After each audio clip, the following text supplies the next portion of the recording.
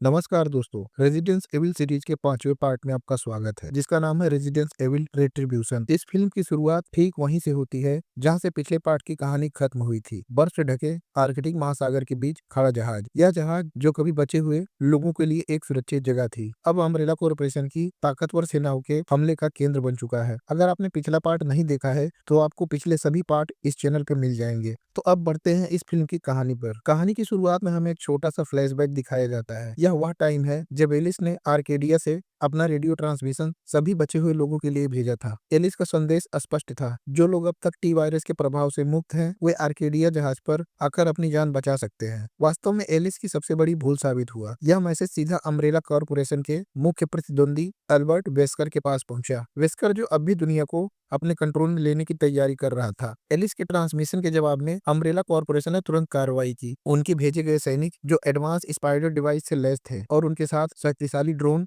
और बड़े एयरक्राफ्ट की एक फौज ने आर्केडिया को घेर लिया। एलिस जो अब एक निडर और शक्तिशाली योद्धा बन चुकी है, अपने बचे हुए साथियों के साथ मिलकर इस अचानक और जबरदस्त हमले का सामना करती है। वह एयरक्राफ्ट पर गोलियां चलाती है, स्पाइडर डिवाइस वाले सैनिकों से लड़ती है और अपनी पूरी ताकत लगा देती है ताकि आर्केडिया और उस पर मौजूद लोगों को बचाया जा सके। एलिस एक बड़े एयरक्राफ्ट पर निशाना लगाती है। उसकी गोली सटीक साबित होती है। यह एयरक्राफ्ट कंट्रोल खो देता है और सीधे आर्केडिया जहाज से टकरा जाता है, जिससे एक मैसिव एक्सप्लोजन होता है जो आर्केडिया जहाज को लगभग पूरी तरह से नष्ट कर देता है। विस्फोट इतनी जबरदस्त होती है कि एलिस जहाज से फिसलकर बर्फीले पानी में गिर जाती है। अगले सीन में एलिस खुद को एक अजीब सफेद कमरे में पाती है। यह कमरा किसी अस्पताल का नहीं बल्कि एक टेस्टिंग फैसिलिटी या और भी सटीक रूप से कहें तो अम्ब्रेला कॉर्पोरेशन के एक क्लोन नोज का हिस्सा है। यहाँ कहानी में एक और मोड़ आता है। हमें पता चलता है कि एलिस को अब एक साधारण बंदी की तरह नहीं रखा गया है। वह खुद को अम्ब्रेला कॉर्पोरेशन के क्लोन के रूप में पाती है। इस क्लोन की भूमिका क्या है, इसका रहस्य अभी थोड़ी देर में हमें पता चलेगा, लेकिन यह स्पष्ट है कि वह किसी प्रकार के एक्सपेरिमेंटल साइकिल में फंसी हुई है। अब कहानी में एंट्री होती है जिल वैलेंटाइन की। हमने जिल को पहली और दूसरी फिल्मों में एलिस के साथी के रूप में देखा था। खासकर दूसरी फिल्म में उसका कैरेक्टर एलिस के साथ मिलकर लड़ता हुआ दिखाया गया था। अब वह वापस आ गई है, लेकिन एलिस की साथी के रूप में नहीं। जिल एक अलग ही रूप में दिखाई देती है। सबसे महत्वपूर्ण बात, उसके सीने पर एक छोटा सा मकड़ी जैसा स्पाइडर डिवाइस लगा हुआ है। वह अम्ब्रेला कॉर्पोरेशन विशेष रूप से रेड क्वीन के पूरे कंट्रोल में है। जिल एलिस से पूछताछ करना शुरू करती है। जिल पूछती है कि तुम्हारे बाकी साथी कहाँ हैं और तुम्हारा अगला प्लान क्या है। वह जिल को कोई जवाब नहीं देती। वह जानती है कि कोई भी जानकारी सीधा अम्ब्रेला के हाथों में जाएगी। जिल एलिस को एक इलेक्ट्रिक करंट का झटका देती है। यह सीन लूप में चलता है। जिल पूछताछ करने के लिए आती है। एलिस जवाब देने से मना कर देती है। जिल उसे इलेक्ट्रिक करंट देती है। एलिस बेहोश हो जाती है और फिर थोड़ी देर बाद जिल फिर से आती है। यह प्रक्रिया 5 से 6 बार दोहराई जाती है। जब एलिस छठी बार बेहोश होकर गिरती है तो पूरे नोज सिस्टम की सभी लाइट अचानक बंद हो जाती है। यह एक सिस्टम फेलियर नहीं है, बल्कि इसे कोई बाहर से कर रहा है। वहाँ पर 2 मिनट का टाइमर चालू हो जाता है। एलिस इस टाइम का फायदा उठाती है और वहाँ से निकलने की कोशिश करती है। वहाँ पर उसे कुछ कपड़े मिलते हैं जिन्हें पहनकर वह बाहर निकलती है। जैसे ही वह बाहर निकलती है तो वह उसी लेजर रूम में पहुंचती है जहाँ पर पहले पार्ट में इसके कुछ दोस्त मारे गए थे। जैसे ही वह लेजर रूम में पहुंचती है, वह तुरंत एक्टिवेट हो जाता है। इसके साथ ही 2 मिनट का टाइमर भी खत्म हो जाता है। ठीक 2 मिनट के बाद रेड क्वीन फिर से एक्टिवेट हो जाती है और एलिस पर नजर रखनी शुरू कर देती है। लेकिन किसी तरह एलिस उस लेजर रूम से बाहर निकल जाती है और अचानक खुद को टोक्यो शहर के बीचों बीच पाती है। सब कुछ एकदम असली लग रहा था, लेकिन एलिस को तुरंत कुछ अजीब महसूस होता है। यहाँ कोई शोर नहीं है। तभी अचानक आसमान से बारिश शुरू हो जाती है और शहर में सिमुलेशन यानी एक नकली प्रोग्राम शुरू हो जाता है। वहाँ मौजूद लोग जो असल में क्लोन थे अपनी सामान्य जिंदगी जीने लगते हैं। तभी ज़ोंबी वायरस का हमला होता है। एलिस देखती है कि कैसे एक जापानी लड़की बीच सड़क पर एक आदमी को काट लेती है और पल भर में पूरा शहर ज़ोंबी से भर जाता है। एलिस अपनी जान बचाते हुए उन ज़ोंबियों से लड़ती है। वह एक जगह से कुछ हथियार और अपनी पुरानी स्टाइल की चेन उठाती है। यहाँ एलिस का मुकाबला उन फास्ट ज़ोंबियों से होता है जो बहुत तेजी से हमला करते हैं। वह बड़ी मुश्किल से वहां से बचकर एक रूम में पहुंचती है। वहां एलिस की मुलाकात एक महिला से होती है जिसका नाम एडा वोंग होता है। शुरुआत में एलिस को लगता है कि एडा अम्ब्रेला के लिए काम करती है और दोनों के बीच थोड़ी हाथापाई भी होती है। एडा बहुत ही फुर्तीली और माहिर फाइटर है, लेकिन एडा जल्द ही एलिस को समझाती है कि वह उसकी दुश्मन नहीं है। एडा बताती है कि वह एल्बर्ट वेस्कर के लिए काम करती है। यह सुनकर एलिस हैरान रह जाती है, क्योंकि वेस्कर ही वह आदमी था जिसने एलिस की जान लेने की कोशिश की थी और वह अम्ब्रेला का सबसे बड़ा विलेन था। तभी प्री स्क्रीन पर वेस्कर का चेहरा उभरता है। वेस्कर बताता है कि अब हालात बदल चुके हैं। अम्ब्रेला का सुपर कंप्यूटर, जिसे रेड क्वीन कहा जाता है, अब पूरी तरह से पागल हो चुका है। रेड क्वीन ने अम्ब्रेला का कंट्रोल अपने हाथों में ले लिया है और वह धरती पर मौजूद हर इंसान को खत्म करना चाहती है। वेस्कर अब रेड क्वीन के खिलाफ है और उसे एलिस की जरूरत है, क्योंकि एलिस ही एकमात्र चाबी है जो मानवता को बचा सकती है। वेस्कर एलिस को एक चौंकाने वाली बात बताता है। वह कहता है कि एलिस जिस जगह पर है वह कोई शहर नहीं, बल्कि रूस के कामचटका प्रायद्वीप में बर्फ के नीचे छुपा हुआ एक बहुत बड़ा टेस्टिंग बेस है। यहाँ अम्ब्रेला ने टोक्यो, न्यूयॉर्क, मॉस्को और बर्लिन जैसे शहरों के नकली सेटअप बना रखे हैं, ताकि वे अपने वायरस का असर देख सकें। वेस्कर एलिस से कहता है कि उसने उसे वहां से निकलने के लिए एक खास टीम भेजी है। इस टीम का लीडर है लियोन एस कैनेडी। इस टीम में एलिस का पुराना साथी लूथर वेस्ट भी शामिल है, जो पिछली फिल्म में बच गया था। एडा वोंग और एलिस को अब मिलकर इस बड़े बेस के अलग अलग शहरों को पार करना होगा और उस बचाव टीम से मिलना होगा जो बाहर से बर्फ खोदकर अंदर आने की कोशिश कर रही है। लेकिन रास्ता आसान नहीं है, क्योंकि रेड क्वीन ने जिल वैलेंटाइन और अपनी क्लोन फौज को एलिस को मारने के लिए पीछे लगा दिया है। एडा वोंग और एलिस अब अम्ब्रेला के उस विशाल अंडर वाटर बेस के गलियारों में है। वे वेस्कर के निर्देशानुसार उन्हें एक सिमुलेशन से दूसरे सिमुलेशन में जाना होगा, ताकि वे उस एग्जिट पॉइंट तक पहुंच सके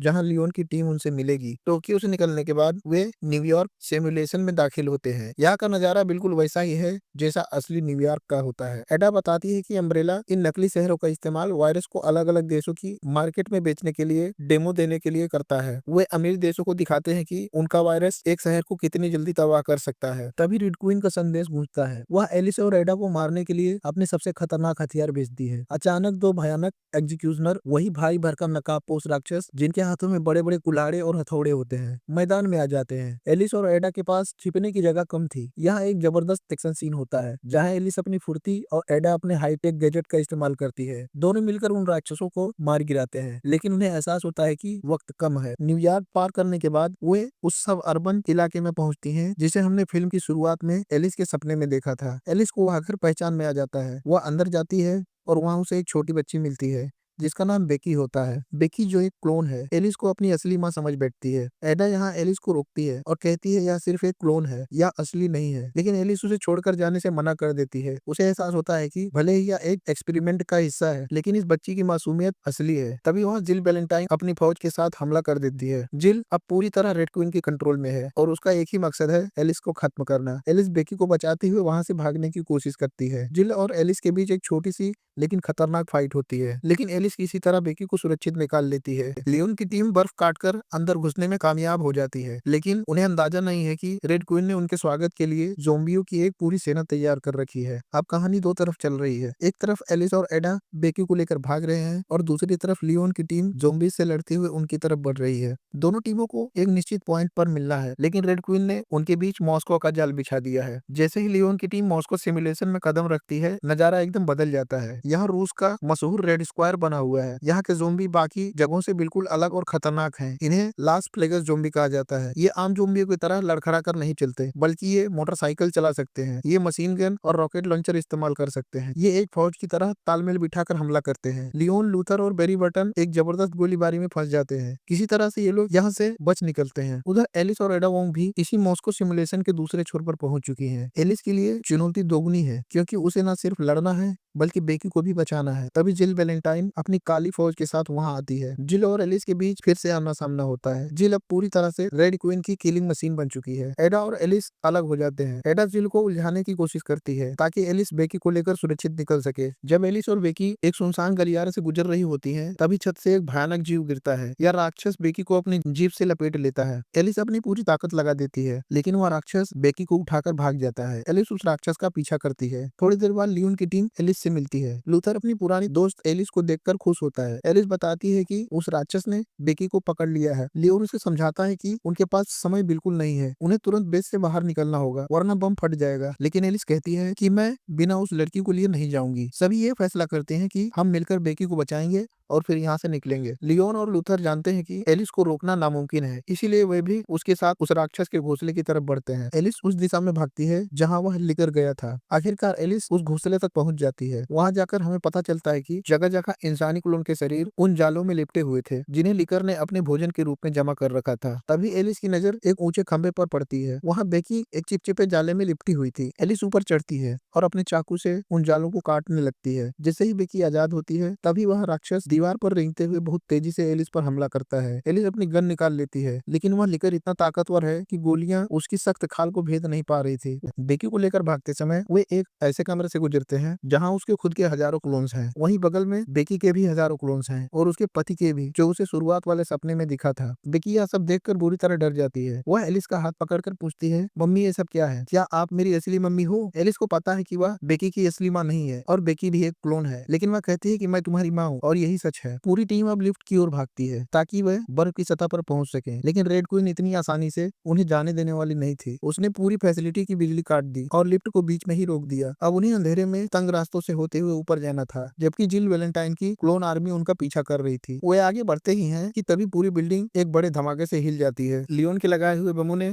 अपना काम शुरू कर दिया था। अब उनके पास सिर्फ 15 मिनट बचे थे। वक्त खत्म हो चुका था। आखिरी बम फटता है और अम्ब्रेला का वह विशाल बेस अंदर से ढहने लगता है। पूरा बेस समुद्र के नीचे डूबने लगता है। एलिस, बेकी, लियोन, लूथर और एडा एक एलिवेटर प्लेटफॉर्म पर चढ़ जाते हैं, जो उन्हें सीधा बर्फ की सतह पर ले जाता है। जैसे ही वे ऊपर पहुंचते हैं, वे खुद को रूस के ठंडे और विशाल बर्फीले मैदान में पाते हैं। उन्हें लगा कि वे बच गए, लेकिन वे गलत थे। जैसे ही वे उस प्लेटफॉर्म से बाहर निकलते हैं, बर्फ के नीचे से एक विशाल सबमरीन बाहर निकलती है। यह जिल वैलेंटाइन की सबमरीन थी। जिल और रेन अभी भी हार मानने को तैयार नहीं थे। वे सबमरीन से बाहर निकलते हैं। एक तरफ थकी हुई एलिस और उसकी टीम थी और दूसरी तरफ अम्ब्रेला की वो दो सबसे खतरनाक वॉरियर्स, जिन्हें दर्द का एहसास नहीं होता। रेन के हाथ में एक छोटा सा इंजेक्शन है। यह लास प्लेगस वायरस का एक बहुत ही एडवांस वर्जन है। रेन वह इंजेक्शन अपनी गर्दन में लगा लेती है। कुछ ही सेकंडों में उसकी आंखें बदल जाती हैं और उसकी ताकत कई गुना बढ़ जाती है। रेन अब एक सुपर ह्यूमन बन चुकी थी, जिसे ना तो गोलियों का दर्द महसूस होता था और ना ही आसानी से मर सकती थी। लड़ाई शुरू होते ही रेन एक मशीन की तरह लियोन और लूथर पर झपटती है। लियोन अपनी पूरी ताकत लगा देता है, लेकिन रेन उसे एक ही मुक्के में दूर फेंक देती है। लूथर वेस्ट रेन को रोकने की कोशिश करता है। रेन अपनी उंगलियों से लूथर के सीने पर एक जोरदार वार करती है,